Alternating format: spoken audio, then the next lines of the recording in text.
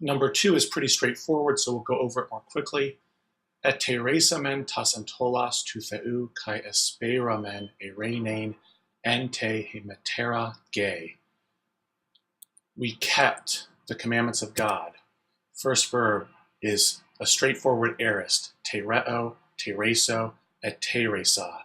Most epsilon contract verbs are perfectly regular in the future and in the aorist. We want the aorist, a teresa.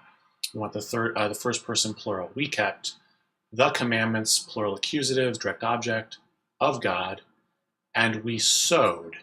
Here we have a liquid aorist. So the principal parts of to sow: spero, sparrow, slightly different stem, liquid future, espera. And here we have a liquid aorist.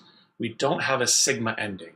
So quick reminder of what our normal aorist endings look like. Sa, sas, se, samen, sate, san.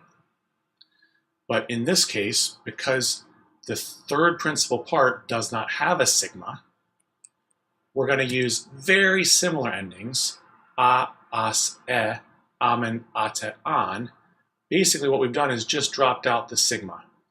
This is not a second aorist, it's just a first aorist, but it doesn't have a sigma. So espe ramen. And we sowed, direct object, peace, ereinain, ente, hemetera, ge. Let's work on that last part. We want ge in the dative because n requires the dative. So there's our noun, ge. Our adjective has to agree with noun in gender, number, and case. Here's our adjective, hemeteras a an. An adjective can have 3 different endings, masculine, feminine, or neuter. Because hemeteras is an adjective whose stem ends in a liquid, rho, its feminine forms use alpha all the way through. So here's our alpha endings if we want to make hemetera agree with something feminine. A, as, a, an. Those are familiar endings, you recognize those, but it can be a challenge to form them and to remember to use alpha even when making it agree with a noun that ends in eta. So if you remember, I gave you a handout that shows how to make different adjectives agree with different nouns. The tricky part for most people was the feminines and making adjectives look a little different than their noun.